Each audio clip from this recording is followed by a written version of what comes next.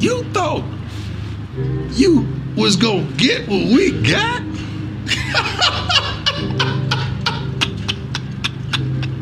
You really thought you was gonna get what we got?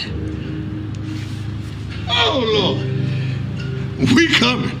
Things are changing extremely fast in the Pac-12, and more importantly, they're changing fast in Boulder, Colorado. Deion Sanders just landed the #1 player in the country, and you better believe this, he's going to make an instant impact.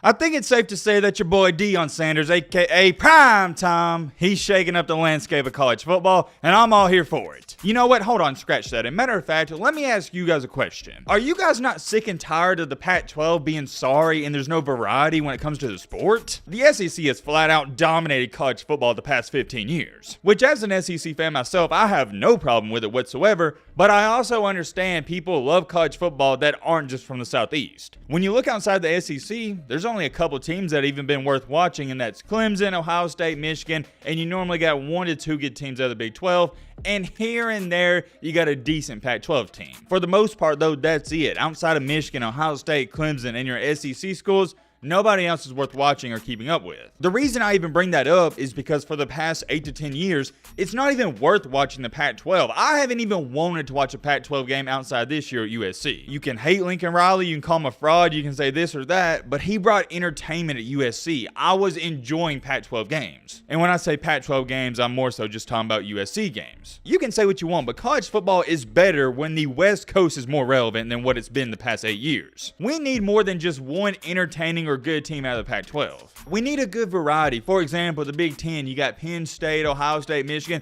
The Big Ten, it's entertaining itself, and you guys know that. Same thing for the SEC. As far as it goes for the ACC, they're a cupcake conference. They're pretty much garbage, but Clemson keeps them relevant. And then for the Big 12, it's always entertaining to watch Texas disappoint their fans year after year. Here and there, you're going to have those sleeper teams like a Baylor, TCU have a great year every now and then. But however, with all that great stuff being said, the one conference that has lacked variety is the Pac-12.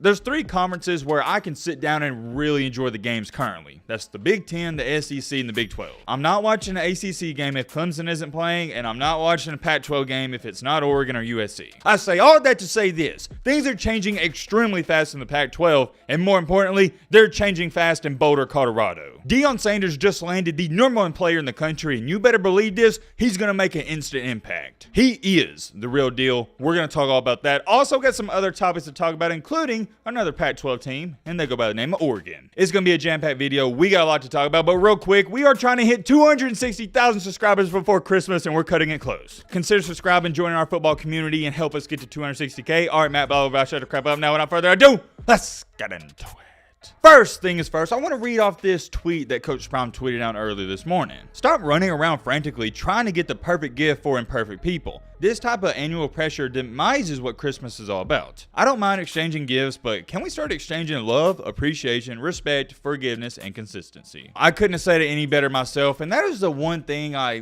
don't like so much about Christmas, because it almost feels like a lot of these gifts we exchange with people, it's forced. Y'all can call me the Grinch or whatnot, but I'm not going out of my way just to buy a gift to buy one. I'm only going to get a gift for somebody if I feel like that's something they like or that's something they need. I'm not just buying it to buy it. Let me know if some of you are the same way. When you get above the ages 18, 19, 20, when it comes to exchanging gifts with other grown-ups and your friends, it's just laughable. It's pretty much you're just exchanging money, and more so of you're wasting money because you're buying somebody a t-shirt or pair of socks they're never going to use. Keyword I said most of the time. Sometimes, yeah, there's some great gifts. But my point is though, I love Christmas, not because of the gifts, just because everything else about it. I don't understand why we can't get together with our friends, family, and not give gifts, just appreciate everyone's company. And for example, if you do want to get somebody a gift, hey, that's awesome, but you shouldn't be looked down upon or frowned upon if you don't exchange gifts. I did want to speak on that since Christmas is right around the corner, but let's get into the football talk. Here is something that's flying under the radar, and I don't understand it. Dan Lanning, the head coach of Oregon, what he's done. Check this out. I find this rather impressive. He got a 5-star commit, which was DJ Uyungale's brother. He flipped a 5-star safety, Peyton Brown from Notre Dame,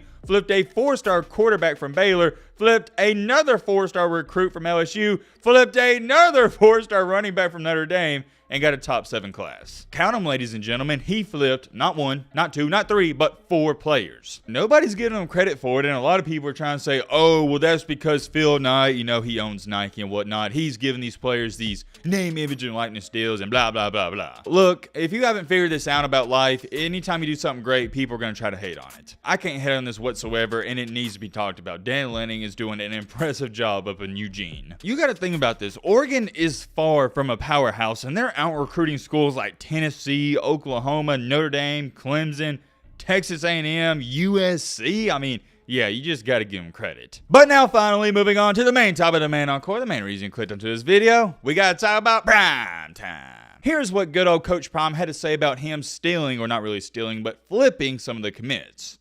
You thought you was gonna get what we got?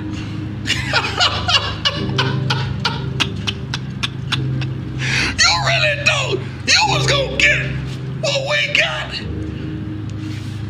Oh Lord, we coming. You heard it from the man himself. He said we coming, but let's take a real look into things. What's everybody talking about? Man, Deion Sanders, Coach Prime, he's doing an incredible job at Colorado already. When you really take a look at things and get over that celebrity factor that he brings to Colorado, where it's a splash in the pan effect and everybody's amazed at what he's done, it's not so good. And when I say it's not so good, don't get it twisted, because this Colorado football team and program is pitiful. Currently, as to where it stands according to 24/7 Sports, Colorado's not even in the top 50 when it comes to recruiting. They're right at 53. Having a recruiting class ranked 53rd in the country, it's not good. It's average. Whoa, whoa, whoa, whoa, whoa, whoa, whoa, whoa, whoa. Hold on, hold on. When I say it's average, I don't want you to get it twisted. That's not a bad thing. Because remember, once again, this Colorado football team has been bad. So for Deion to already take them to that category of average, yeah, that's a step in the right direction. I'm more so bringing this up because, yeah, even as a fan myself, I'm thinking that Deion's going to have an immediate impact and he's doing a fantastic job, but it's not all sunshine and rainbows. I already know what a bunch of people are about to run to the comments and say, well, Matt, you can't hold that against him. He's only been there for a week, and I get it. I understand it. I'm more so trying to speak on, hey, a lot of people are trying to overhype what he's done. When you look at it on paper, it's not all too impressive. I'll give you a great comparison. Before Hugh Freeze got to Auburn, which was about 3 weeks ago, Auburn was out of the 50s, and already with Hugh Freeze being there for 2 or 3 weeks, Auburn has jumped into the top 25 in this 23 recruiting class. So that's where I'm trying to go with this. If you are a Deion fan, if you are a Colorado fan, you shouldn't be overly excited. You should be pumped up, ready for next year, but you should also be kind of chill about all of this. I'll show it to you right here. Out of 12 teams in the Pac12, Colorado ranks 9th, and they have 0 5-star commits, only 2 4-stars, and 13 3-stars. Once again, not terrible, but it's not insanely impressive. I did want to share that with you, though, because I don't want a lot of people to get false hope. The media out here is trying to portray like Deion Sanders is flipping guys left and right, but that's not the case. But, and I have a big but, we got to talk about this stud, and I mean this flat-out absolute stud that Deion landed. I think some of you may have or may have not have heard of this guy. He goes by the name of Travis Hunter. Mama, there goes that man. He announced late last night, that he's going to be following Coach Prime to Boulder, Colorado. Am I shocked by this? Absolutely not, and you shouldn't either. I made a video 3 weeks ago telling you this was going to happen. Anyone that keeps up with college football and knows what they're talking about also expected this to happen as well. We knew this was going to happen. I'm not going to try to hype it up. Let's talk about what's going to happen forward. How does Travis Hunter fit in with Colorado? Well, first things first, according to the transfer portal rankings, he was the highest rated recruit. He was a 99 overall. So yeah, I'd say that's pretty dang good. And also with him going to a flat out terrible football team, let's just call it what it is, he's going to start right away. Most of us know that, or at least we anticipate that. But here's the real question about all of this.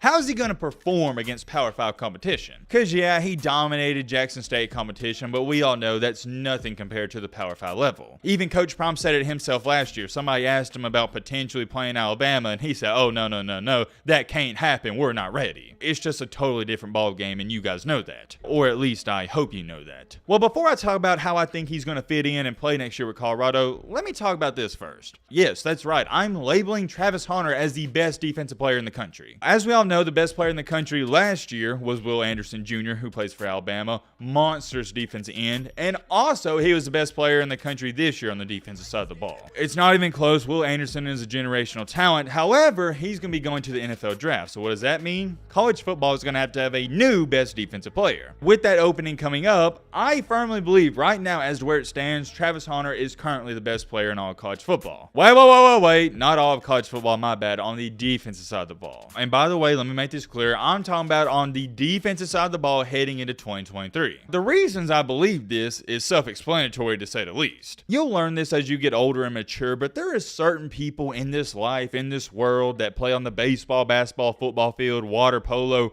field, lacrosse field, the soccer field, whatever you want to call it, they have the it factor. A great example I always like to use is because many people watch this guy from his childhood up to where he's at now is LaMelo Ball. You take a look at LaMelo Ball, he just had the it factor. It's hard to describe. If you know it, you know it. There's certain athletes in this life, the way they walk, the way they go get their popcorn, the way they eat, talk, the way they play on the court, everything they do, they have the it factor. I say all of that to say this, you know where I'm about to go with this. Travis Hunter, he has it. And as he likes to say, he's him, and as corny and as cliche as it sounds, I mean, you got kids running around here saying Himothy Neutron. I ain't into all that. But as corny as saying I'm him sounds, he is him. He's that guy. He's that dude. He is what I would like to call a natural born athlete. You put him at cornerback, he's going to ball out. You put him at wide receiver, he's going to ball out. I honestly believe you could put him at running back. You could put him anywhere on the field outside the offense, defensive line, and tight end position, and middle linebacker position.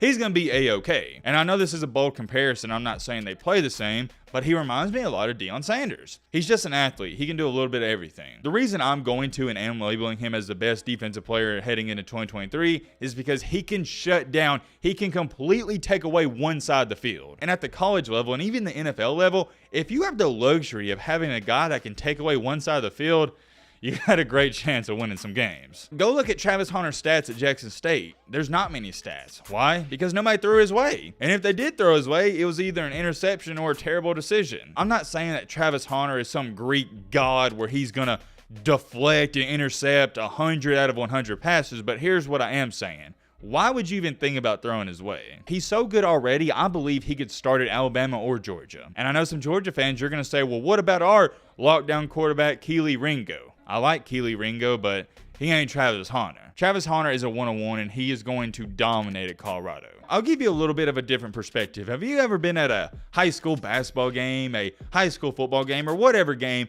and saw somebody make a great move, and you just go, yeah, that guy, he's just good. He's just better than everybody else. That's Travis Hunter. And with that Colorado defense being pitiful last year, this is going to be a major, and I mean a major upgrade. You got to remember, this was the number one recruit coming out of high school. Every college would love to have a Travis Hunter. He was a star at Jackson State, and he will continue to be a star at Colorado, and I firmly believe that. And if you do believe otherwise, well, I think you're an idiot. I am very curious, though. Let me know your thoughts down below. But